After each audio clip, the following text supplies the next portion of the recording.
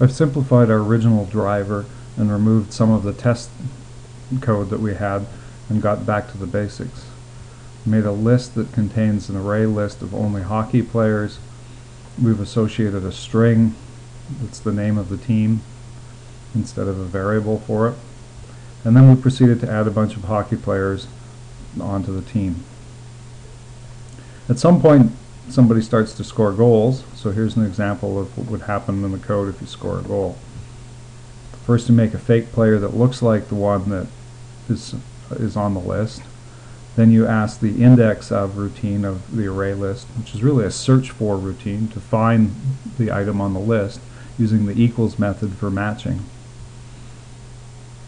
Once it's found it, it gives you its position, and you use the position that you get in order to retrieve it from the list.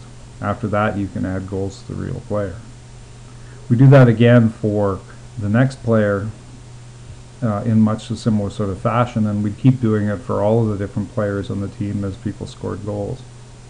Eventually it becomes time to produce some statistics, so the first thing that we do is we sort the list, which uses the compare to routine in hockey player to do the sorting, and we reverse the list so that we get them from highest to lowest rather than lowest to highest. And then finally we can print out a nice title and use a for each to go through all of the members of the team, print out their last name, their first name, and their total points. Note that the for each actually uses the iterator, and the iterator comes from the Canucks array list.